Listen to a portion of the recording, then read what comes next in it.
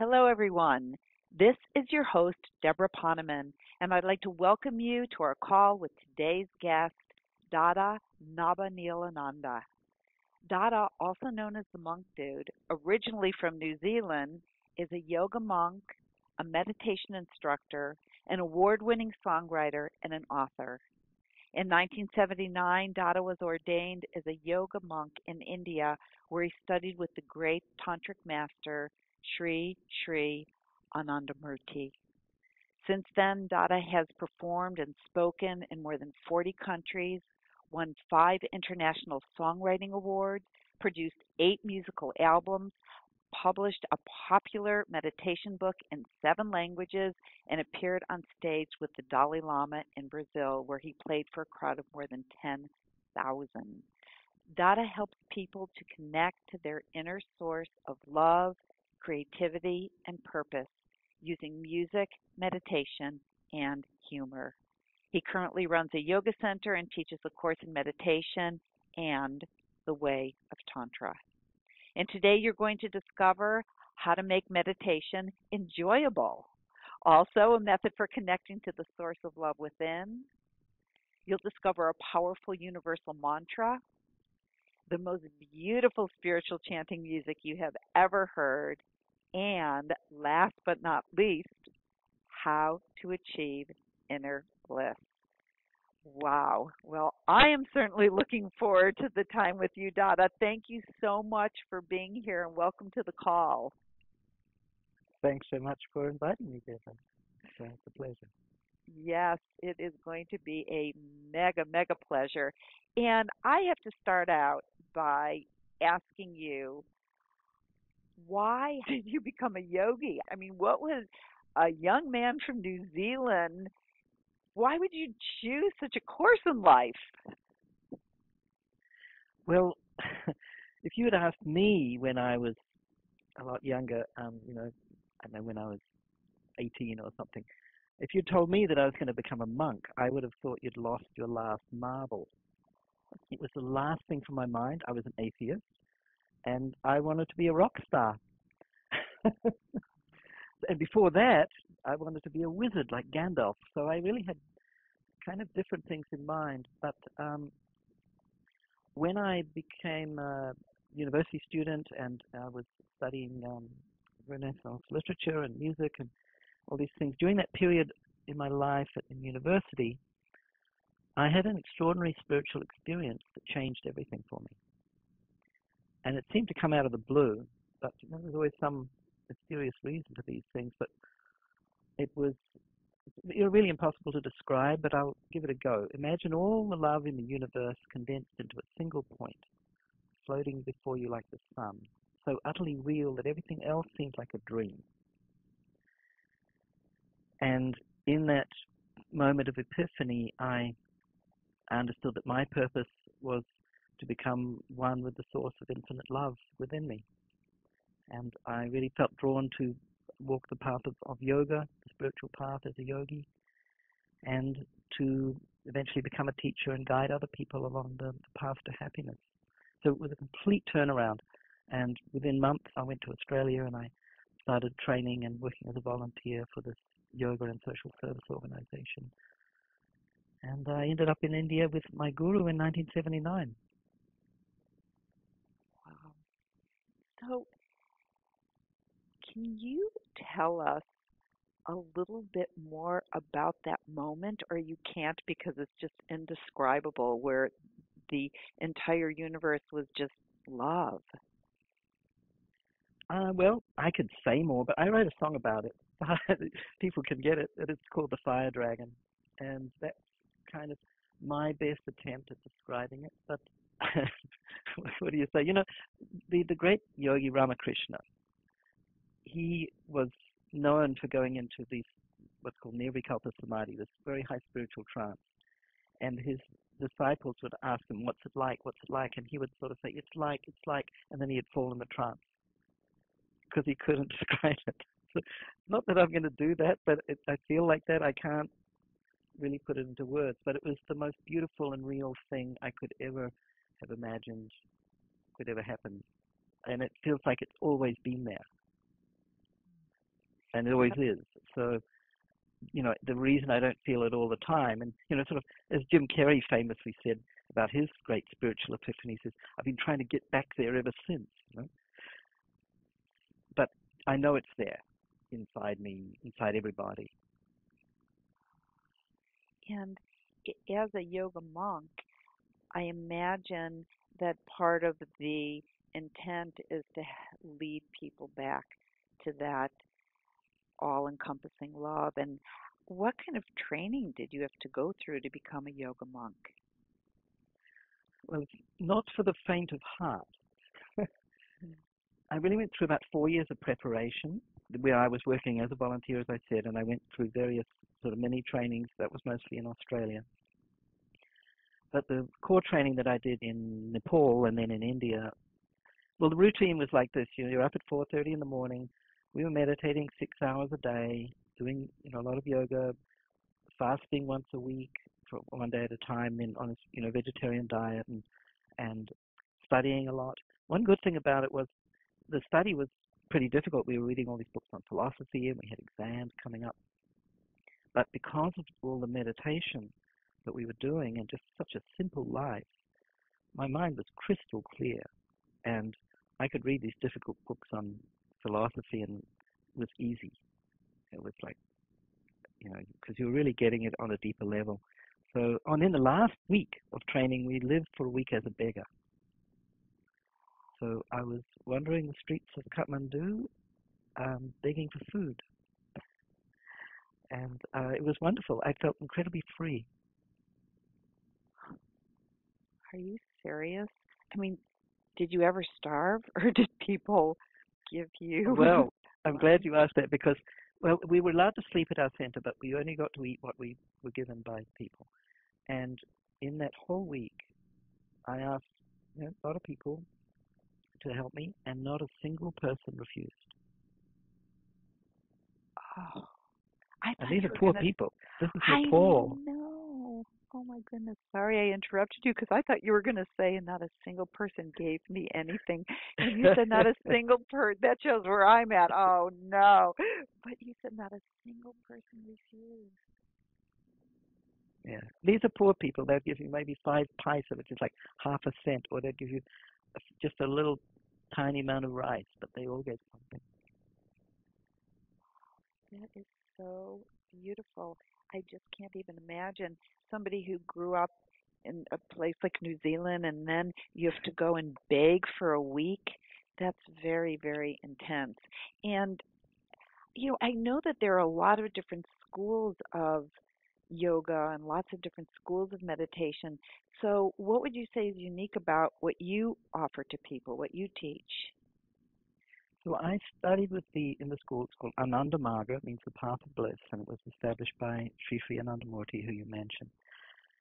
So the tradition of yoga goes back at least 7,000 years, and there are many schools that have diverged from that, and it's influenced. I mean, the ancient yoga has influenced even Taoism and perhaps even Christianity.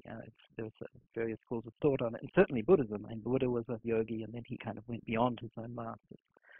So the influence of yoga has been pretty broad, and across many countries, many parts of the world, many religions and cultures. But the original spirit of it, as we learn it, is that it's a balance of wisdom, service, and love, which in Sanskrit we call jnana, karma, and bhakti. You're familiar with that. And this was also the teaching of Sri Krishna, who, if you read the Bhagavad Gita, it's all about Sri Krishna. And so this core kind of essence of yoga is all about balance. So it's not just going to a studio and doing some physical exercises so you can be physically fit and calm and relaxed. That's one part of it. And it's not just meditating so that you can, feel connected with God or with your spirit. It's those, but it's also serving others, acting out of the feeling of universal love and doing service. So our organization runs a lot of schools, educational programs, community development projects in places like Haiti and Peru and India and Africa and everywhere. So I was very attracted to that, because I thought this is not just something for me. This is something for everybody. This is something that'll really help the world, and that was what I wanted. I was a very fussy kid. I was really hard to satisfy. So my spiritual master had to satisfy a lot of criteria, and I kind of was ticking them off. It's got to be rational, not just superstitious. I'm not really interested in religion. I was an atheist before, and I want something practical that's got a method that really works. So I wanted, techniques that were tangible. I mean, I felt I'd practiced a couple of other kinds of meditation before I learned this, but when I learned this technique, the first lesson, I felt like, okay, meditation's good. It's like walking's okay, and you get some kind of car, a regular car, and that's way better. But now I have a Ferrari. So the technique is amazing. At least that was my experience and a lot of other people's experiences. And the other thing is that our founder, Anandamurti, he was talking about women's rights and ecology and social justice and economic justice back in the 1950s, when nobody in India was talking about these things. And he was very controversial as a result, because he was very critical of the government and the corruption in government and so forth. But he was a great social visionary. He really, talked about, and he said in the future we'll establish a spiritual civilization on Earth. And he's not talking about a religious government. He's talking about a society based on the values of universal love. And that's what I'm really interested in, and what I want you people to work for. And he wrote 17 books on socioeconomics. So he wasn't just, a great yogi. He was somebody who wanted to apply the wisdom of yoga to these realms that affect so many people. I mean, all of us are affected by the way that society is governed. And he said, you can't ignore this. At the moment, it's causing a lot of misery and suffering, and we have to do it right. That captured my imagination. Yes, I could see why, and that's so interesting, because I, of course, had heard of Anandamurti, but I didn't realize that he had written 17 books and that he was an outspoken advocate of things like women's rights in the 1950s and against government corruption, because now I know that there are different teachers and gurus in India who are finally standing up to the government corruption, and here he was doing that 60 years ago. So he was the pioneer of that. Yes, no kidding.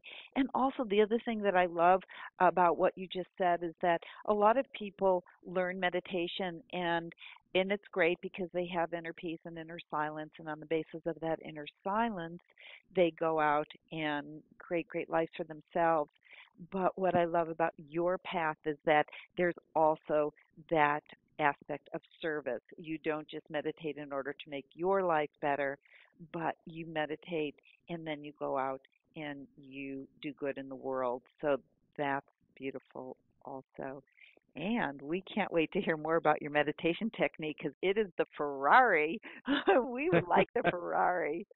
And another thing that I know is that you're an award-winning musician. I mean, in your introduction, I was just taken by all of the, producing 8 albums and, songwriting awards. And I imagine now that the chanting that you do and the mantras that you do are tied into your gift for music. Actually, before I ask you to talk about the relationship between what you do and your music, can you tell people what a mantra is? Because a lot of people might not know. Sure. Yeah. In my introduction, I have to do all that boasting stuff. It's, to be honest, as a New Zealander, doesn't come naturally to us. But in America, I kind of learned how to boast. We made you do it. I'm blaming it on you guys. And I just want to quickly refer back to something you said. I know in your work and in what I've been doing more recently in the US, we meet a lot of very successful people, been in the worldly sense, have been very successful. And many of them, at that point when they feel like, okay, I've made my money, or I've, got the fancy house and all that, then they kind of think, well, what am I going to do with this? What's it for? Many of them end up trying to figure out a way to help people, because they understand that that's what gives their life meaning. And of course, that's what Bill Gates is doing with most of his, a lot of his money, and Eric Clapton and Sting, and a lot of wealthy or successful people end up finding that the really meaningful thing is to help others. So I kind of think that's a good point to start from, maybe why wait all that time? Yeah. So I want to say something about mantra and chakras.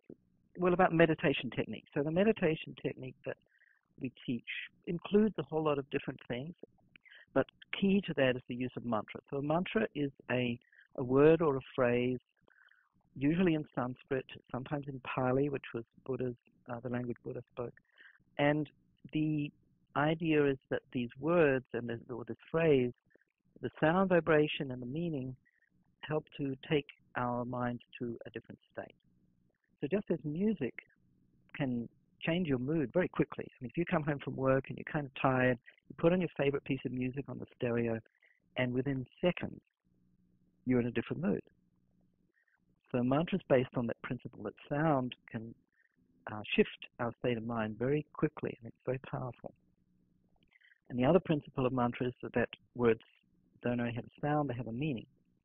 So, the other aspect of mantra that's very important is the meaning, because every word has a sound and a meaning, and both of them are significant. So there's a principle in yoga which you'll come across in lots of other places, which is that as you think, so you become. And what you focus on, that tends to become real. So if you're focusing on a particular word or phrase in meditation or in chanting, you're spending a lot of time concentrating on that particular word or phrase, it's going to tend to become real. So it's very important that the meaning of the mantra is something very uplifting and positive, because that will affect you. You'll become like that. It's kind of like the mind, your thinking occupies the shape of its container. So if you pour water into a cup, it takes the shape of the cup. If you think of something, your mind stuff takes the shape of whatever it is you're thinking of and becomes that. So if you think of an elephant, you create an elephant. If you think of love and infinite bliss and generosity and compassion, your mind becomes like that. So the mantra should have a meaning that means that. That means something very positive and uplifting. And that's the principle of mantra. What was the other question? And the other question was, so when you use a mantra, you use it like in a repetitive way, like a chanting type of a way? Right. So how do you use a mantra? There are two main ways of using a mantra. One is in chanting out loud, so usually with music. So you'll maybe in a group. It can be done alone, but if you've experienced what's often called kirtan, it's chanting, usually Sanskrit mantras in a group, and people get high. It creates a feeling of a kind of flow of love. So that's the kind of out loud version. Meditation with a mantra is kind of doing the same thing, but it's silent. So you're chanting it internally, and it's drawing you inward. And we're going to do a little exercise. We will actually do that later on. Ooh, good. Okay, before we do that, though, a lot of people talk about chakras. I've had other guests on my show where they'll do an enlivenment of the chakras, or they refer to chakras. Can you tell people what chakras are and then tell us the relationship between mantras and chakras? Sure. So both of these concepts are from the old system of Tantra yoga or spiritual yoga coming from ancient times. But they've become very widely used and well known because they've been around for so long. So mantra is, as I said, the sound. It's a collection of letters. And chakras are these energy centers along the spine. There's 7 major chakras. And if you see a diagram in a yoga studio, you might see these different chakras represented as lotus flowers. Of course, it doesn't mean that you're going to, if you cut somebody open, you find a lotus flower in their spine. It doesn't work like that. It's a metaphor for a point that controls psycho-spiritual energy, say, or prana, prana is like the life force. So there are these 7 major controlling points of the life force and the energy, and different feelings and emotions are controlled from these different points. Obviously, something like feeling of love and compassion is coming from the heart chakra, or hope also from the heart chakra. And fear is controlled from the Manipur, the navel chakra, and sexual energy from the 2nd chakra, and so forth. So there are many feelings and emotions and desires, and they're all controlled by these different chakras. And each one of those lotus petals, and the lotus flowers that kind of represent them, each petal represents a different feeling or emotion. There are 50 of them in total. And each of those petals also has a sound associated with it that resonates. When that sound vibration comes, that particular feeling resonates. So there are 50 sounds, and those 50 sounds are the Sanskrit alphabet. I have been studying Sanskrit and spirituality, and as you know, I've been in India a gazillion times. I never knew that. The petals and the letters of the Sanskrit alphabet, that is so, thank you. I'm just so excited. I'm sorry. Keep going. Well, that's why mantras, they're like magic. I mean, it's like, I said that when I was a kid I wanted to be a wizard, which is kind of true, but mantras are like magic words. Magic, the wizard says abracadabra, and it has some powerful effect. Mantras resonate with our chakras and our psyche and our nervous system because the whole language is related to the chakra system. And that's why they didn't change it. I mean, Sanskrit's not spoken anymore. It's the origin of many languages. I mean, English words, like the word man or woman, comes from manush, which means being with a developed mind. So it's kind of flattering. But the language is not spoken anymore, but it's been retained as a language of mantras and of philosophy and scripture. Well, because you not only teach meditation, but you are so tapped into this energy and also the energy of music, is this a good time for you to actually take us through a meditation? Can you do that? It's always a good time to meditate. But in the context of our program, it's perfect, thank you, yes. So let's do that. So listeners, please, the first thing is, if you are driving a car and listening to this, do not do what I'm about to tell you. In fact, you should probably turn off your listening device and listen to this at home. So it's not to be done while you're driving or using any kind of device that might cause a problem. So I want you to sit comfortably with your back straight. You can sit on the floor, or you can just sit in your chair, but it's important the back is straight so you can breathe freely. And breathe through your nose if you can comfortably. And close your eyes, and we're going to listen to a little music with a mantra that's a part of the music. And the mantra has 3 words, which are Baba, Nam, Kevalam. So this is a universal mantra that can be sung and chanted, but can also be used for a meditation practice, as a beginning meditation practice. And the meaning of it is that love is all there is.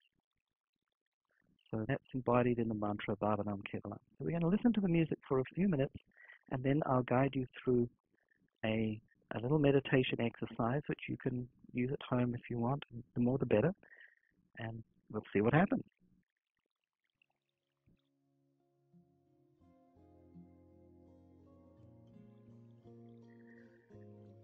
Now keep your eyes closed.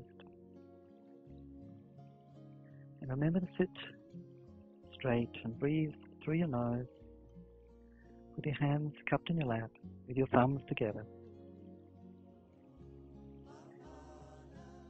And let the music with the mantra continue in your mind as though you're hearing it. Rather than repeating it in your mind, you're listening to the music and the mantra coming from within you. Firstly, it's being played back to you by your memory. And it's reminding you of something very important.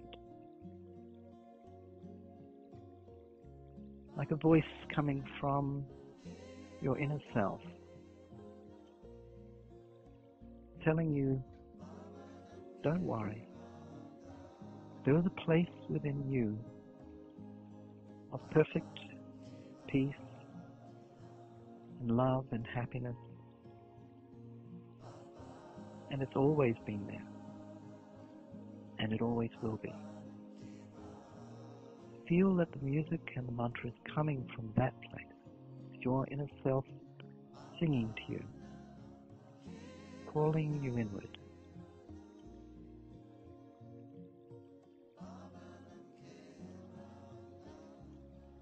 To this place where all you feel is perfect love.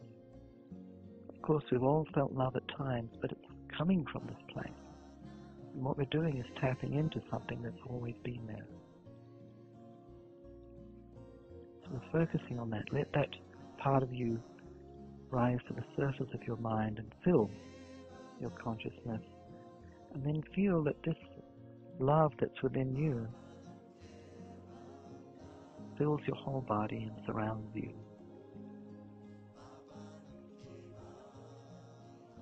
And pervades all of your thought, your whole awareness in all directions. It's spreading out. It has no boundary.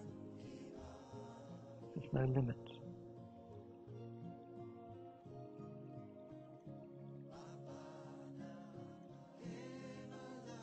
And the music is reminding you of that. The mantra is reinforcing that idea of limitless love coming from within you and connecting you to all things.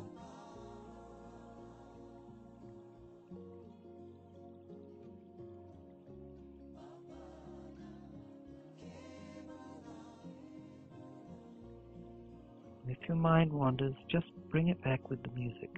Recall the mantra and let the music draw you back to that place within you of perfect and infinite love, peace, and happiness. We'll just use the mantra silently, like that, for a couple of minutes now.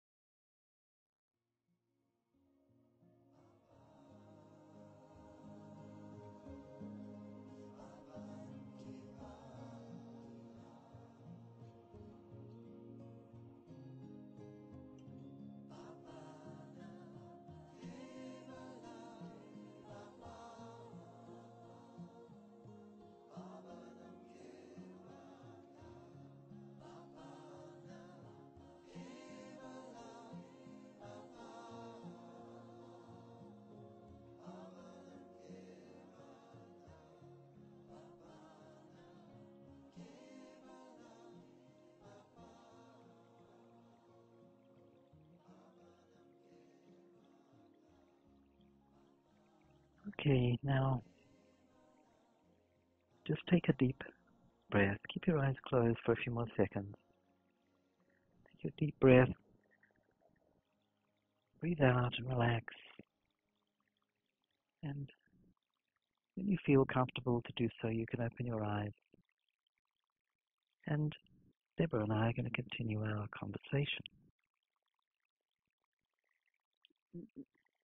Deborah's going to try to continue the conversation. That was amazing. Whew. The music, the meditation. Okay. Wow. So powerful. I do have another question. It's amazing that I could think, but I've heard those mantras, I've heard those words before, but the music that the mantras were like embedded in, I mean, is there something especially powerful about that music? It's a combination. It's the mantra with the music. But I have to say I've been really blessed being able to work with some extraordinary musicians. Most of that music is from this Norwegian guitarist, Nils Einar Vinjor, or Sukadev. The God of Happiness is what his Sanskrit name means. So he's a very dear friend, and we made a lot of music together. And I'm singing the male vocals, the female vocals are from another dear friend. Her name is Gita Anisete in San Francisco. And I've recorded with a lot of different people. I've recorded a lot of different albums, but I have this fantasy of putting together a kind of a dream band of all my musicians that I love working with the most, and those two are definitely two of them. Well, I want that music playing in my house all the time. It is your music. I guess I could ask you this later, but I have to ask you it now. That music was specifically for meditation, but I love the vibration of it. Do you have music that you could have going in your house just to uplift the vibration and where you live? Definitely. I have 5 albums of this stuff. Oh, good. Okay. I got to tell you, don't worry, you'll get it all. I've got to tell this story about this type of kirtan. So one of the recordings that Sukadev made earlier, this is just when I met him, but I wasn't on that recording. That album's called Flow of Love, and it's the same kind of chanting with his guitar, different tunes. Really, kind of blissful, right? So we had a weekend meditation retreat at our center here where I live, and one of my new students, he came along and he enjoyed it, and one of the other students said, "Oh, you've got to get one of these CDs. It's really, it's really nice." And he says, "You can play it in your car and that." And he says, I don't want to get it because my car stereo busted. It doesn't work. I got a Beatles CD. It's been stuck in there for 4 months, and they said it'll cost $700 to replace the whole thing. So I didn't bother. So I'm not going to do it. But then at the last minute before leaving, he said, "Oh, I'll get it anyway." So he got the CD, went down to his car in the parking area, opened the door, and the Beatles CD had popped out. And he's been playing this chanting CD in a stereo ever since. It works fine now. Whoa, I love that story. I so totally believe it because that music has such energy. So even the intent. Wow. I was Now, we're not guaranteeing. It doesn't come with a guarantee that it will fix your car stereo. That it will fix everyone's car stereo. You're an artist and you're also a yogi. And why do you think that so many people who are artists, who are musicians and visual artists, creative, brilliant people, seem to suffer a lot? Can you comment on that? Or is that question out in left field? A story of my life. And of many artists that I know. So this is definitely in my field. It's not an urban myth that artists tend to suffer more from, creative artists tend to suffer more from, emotional problems. Even, like bipolar condition is much more prevalent amongst people who work in the creative arts. It's true. It's been demonstrated. So why is that happening? This can be analyzed in terms of the model of the mind that you'll learn about in yoga philosophy. So there's a whole area of yoga psychology, and the mind is seen as having 5 layers. And it's somewhat analogous to the Western model of the conscious, subconscious, and what Carl Jung called the unconscious, or sometimes he called it the collective unconscious, which is a little controversial. But it's more, it's more thorough than that. It actually subdivides that 3rd layer of the unconscious into 3 more layers. Creativity and imagination that is the realm of the first, what we call the first layer of intuition. So when somebody cultivates that or has been born with, a great imagination, this isn't limited to artists or musicians, this may be scientists or, filmmakers, or it could be anybody, because we're all using our creative faculties in different ways. But when we tap into that, it's the same level of mind that the seeds of the personality, you could say that you know a bit about karma. So the unexpressed karmic reactions come up in the same level of mind. So what's happening when we go into, we tap into this creative part of our minds, we're also bringing up a lot of kind of stuff of our unresolved issues and so forth from our past at the same time, which can create a lot of problems, a lot of emotional ups and downs, and I know personally a lot of people have had those kind of problems. So the solution is, dare I say it, yoga and meditation, because it is designed, the system is designed to develop all of these 5 levels of mind in a harmonious and balanced way. And if we develop the higher level of intuition, which is kind of level of wisdom and where we learn real detachment and discrimination, that brings everything into balance. So it's like the way to sanity is to go higher. And there are specific meditation practices that do that. They're designed for that, and it really works. That's what keeps me sane. I know this very well because I've experienced it so many times and so deeply. So you're saying that, obviously you don't have to just be an artist, but by learning these meditation practices, you say the way is to go higher. And I see that. And it seems to me that it would help people who have things like depression, who have maybe even physical illnesses. I don't know. Is that possible from meditation? It's not just possible, it's kind of becoming well known because there's been so much research into it. If you just Google meditation research, you'll find thousands of articles, hundreds of studies, maybe thousands of studies demonstrating how meditation helps. Firstly, the obvious ones like high blood pressure, stress-related illnesses or stress-related symptoms. Doctors prescribe it. It's very, very well established that, but also it's been well established as it's becoming more and more used as a way to cope with depression, bipolar condition, and there's even evidence now indicating that it may help with Alzheimer's, which would be very big news because, of course, that's something that many people are facing as they grow older. Wow. Yeah, so a big yes to that. Yes. Well, I have a feeling that when you tell us about your offer, which I am really chomping at the bit to hear about, perhaps there's some music and some meditation in your offer. But before I have you share that with us, a lot of people really struggle with meditation. They say it's hard to concentrate. Is there a best way? Can you share with us now a best way to make meditation easier or more enjoyable? Yeah, use music. The problem is a lot of people think of meditation, it's something I ought to do, but it's hard. It's kind of like homework or exercise, So that's very off-putting. If you think of it as something, using music in conjunction with meditation, music that wakes up that feeling of devotion, makes it a love story instead of homework. And that's a lot more fun. Yeah. And it's a lot easier because it's tapping into this natural inclination. We want to feel love. This is a fundamental drive.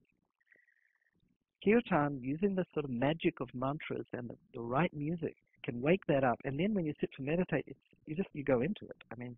You're not fighting with your mind, you're flowing with it. You're not fighting with your mind, you're flowing with it. Nice.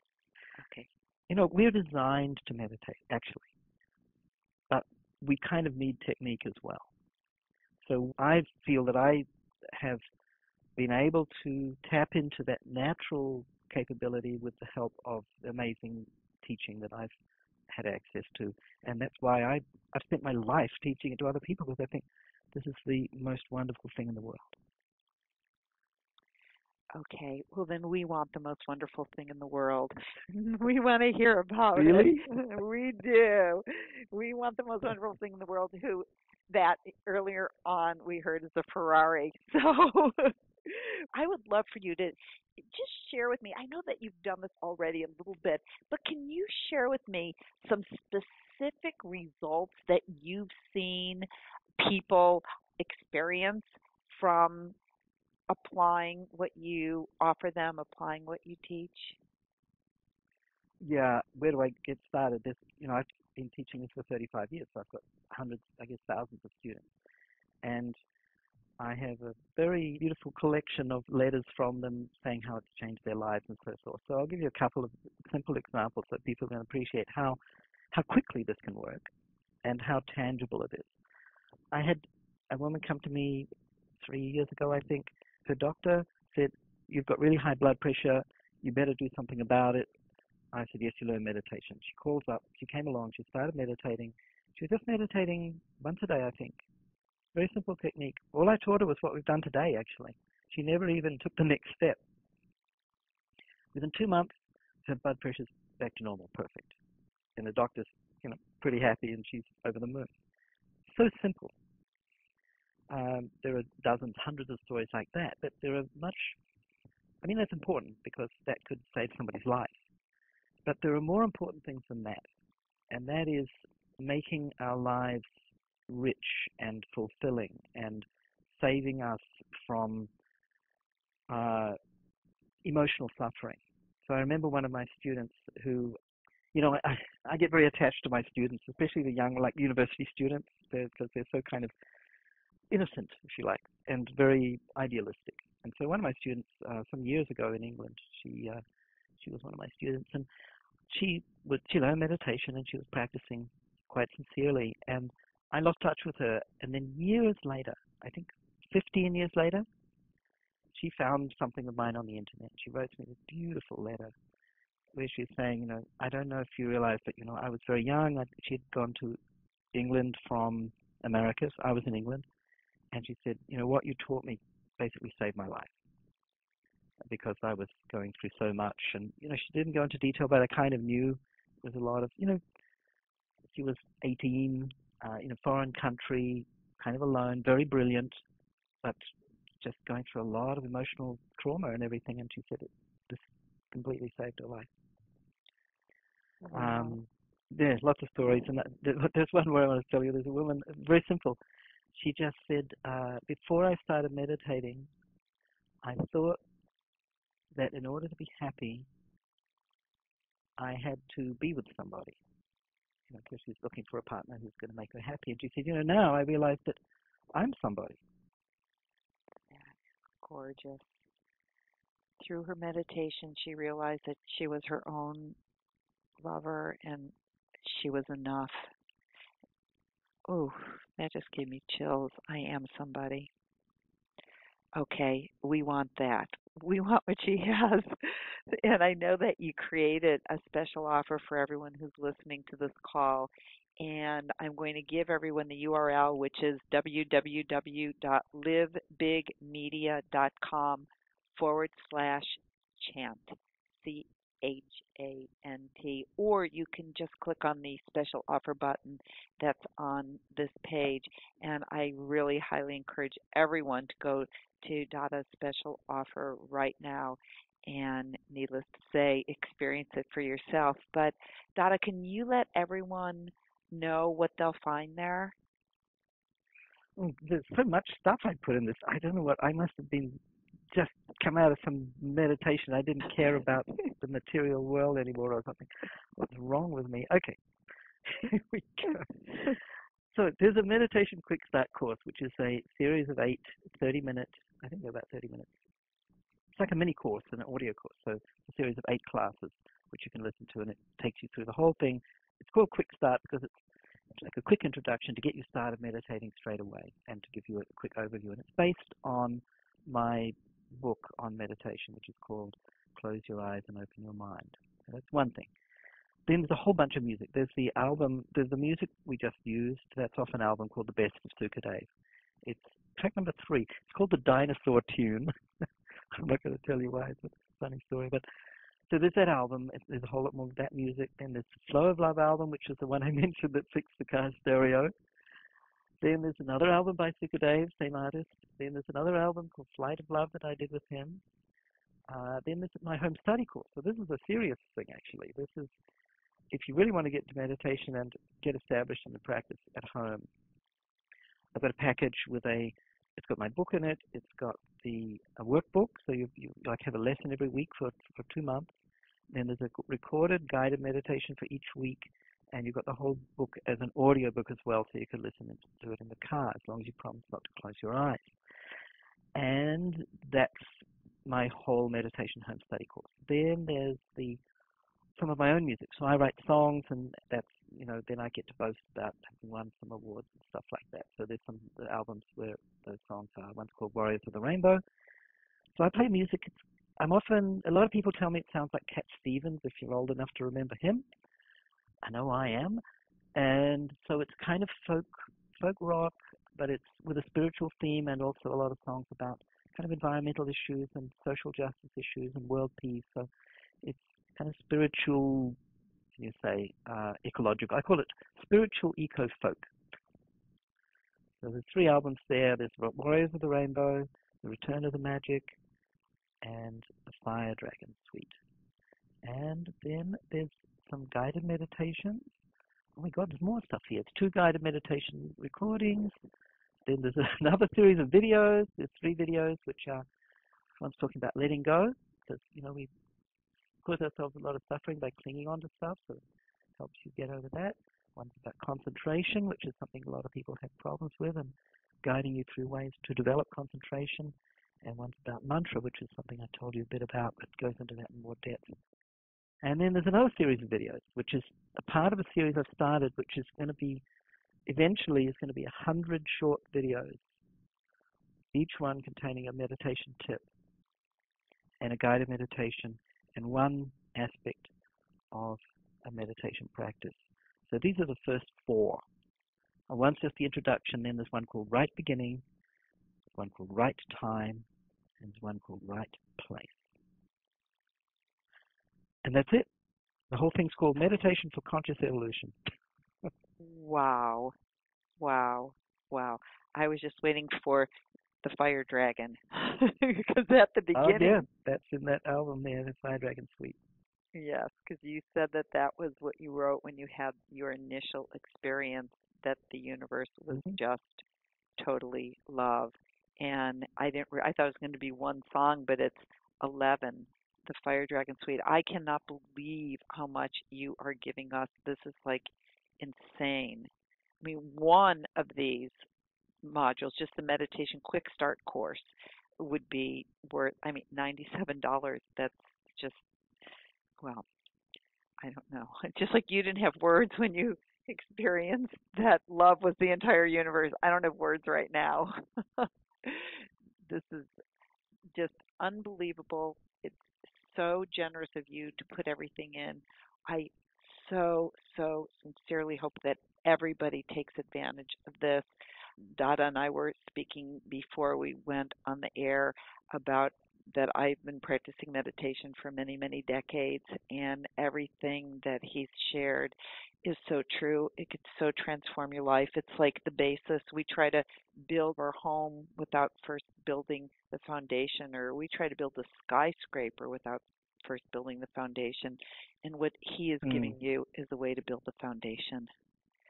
And I'm just so appreciative that you were my guest today, and also that you put this amazing package together. I want to give everybody the URL one more time, which is www.LiveBigMedia.com. Don't forget the .com /chant, or you can just click on the special offer button that's on the page. Actually, I have one other question. What do you think, in a nutshell, are the biggest benefits that people can expect to experience starting right away and then over time by incorporating this into their lives? Yeah, I'll have to be concise because I've got a list of more than 100 benefits that you can get from meditation. Right? Yes. So, initial benefits. What most people notice in the beginning is that they just feel more peaceful. Anyone who's practicing regularly, and I actually recommend people practice twice a day, even if it's quite short, even if it's just 10 minutes twice a day, you're pretty sure to start feeling just more peace of mind, just more calm. And that'll be matched by, kind of physiological benefits that may or may not be significant. Like I mentioned, for some people, high blood pressure is important, right? If you happen to be measuring these things, your blood pressure will probably come down, or it'll come back to closer to normal very quickly within a couple of weeks. You'll feel that just a sense of relief, I think, from the pressure of too much thinking. People who have problems sleeping often find that very quickly goes away. Yeah, those are some of the initial things that come, right? Long term, it gets bigger. Creativity is one of the ones that I noticed immediately. Well, maybe not immediately, but within a couple of months, I found that it's like switched on this tap of ideas and imagination, and I was writing, I was writing music and poetry and all that, but it just became like a flood. It was wonderful. So that's a big plus for somebody like me. But really, more important is the quality of your relationships. Because you're tapping into the source of real love within yourself every day, of course that affects the way that you see other people and treat them, and they reciprocate without even thinking about it. And the quality of your relationships just goes on this upward curve. And the other big one I want to mention is it develops a feeling that you want to help people. That, you're helping yourself, you're finding happiness, and after a little while, when that kind of stabilizes and you're feeling more together and less maybe desperate or whatever it was you're coming from, but you're feeling like, okay, I've got a pretty good life, I'm pretty happy, but if I want to be really happy, the biggest fulfillment for me I can see is finding the reason I was born. Why did God put me here? What am I supposed to do for the world, and what's my legacy? And finding that kind of sense of purpose is a huge thing for a lot of people after they start meditating. Some, of course, already have that, but it's a way to find that. So, yeah, creativity and, loving relationships and finding a sense of purpose are the big things for me. Well, we'll take all of the above. So I'm going to give the URL again. It's LiveBigMedia.com/chant. Wow, this has been so extraordinary. And again, thank you for that amazingly generous offer that you have put together for us. And I sincerely hope that everyone takes advantage of this. And before we say goodbye, are there any final thoughts that you'd like to share with us? Yeah, I just want to say how much I enjoy talking to someone who I think really understands what I'm talking about on a deeper level. And I want to tell our listeners, it's time for me. I'm a teacher. I teach students, and I want to tell all of you who are listening, all of this is very, if you get it, it's super inspiring, and it sounds wonderful. Make it real. And that means practicing. So apply it. Don't waste it. This is an incredible opportunity. If you haven't come across anything like this before, this is more real than you can imagine. Try it. Amen. And I have to say, again, all my guests, I just adore all of the people that I interview, and I think everybody has such amazing gifts to offer, and all of our listeners have such amazing gifts. But this is, I believe, the basis to, it's like anchoring ourselves to the silent depths of the ocean, and then when there's that silence and that stability, then we can be these magnificent ships that sail. Of course, we pick up the anchor, but we sail to our destiny. And I think that meditation is just anchoring us to the silent depths of ourselves. And what you have offered us is just extraordinary. You are extraordinary. Will you come back again? Sure. When I finish my science fiction comedy novel, I want to come back and talk about that. I think that is so insane. A science fiction comedy novel written by a yoga monk musician. Oh, I didn't tell anyone about the secret of meditation, but we don't have any more time. Oh, tell us. No, Tell us. no, I'm not going to. No, that's for next time. In the meantime, we're going to get your package and we're going to learn a lot of secrets. And we are just, again, so thrilled, so appreciative. You are just extra, extra, extra special. So thank you so much for being with us. Thanks so much, Deborah. It's really been enjoyable. I loved it. And thank you to everyone for spending this time with me and with Dada Nabhaniilananda. And I look forward to when we are all together again. This is Deborah Poneman. Have a wonderful rest of your day. Rest of your day. Rest of your day. Rest of your day.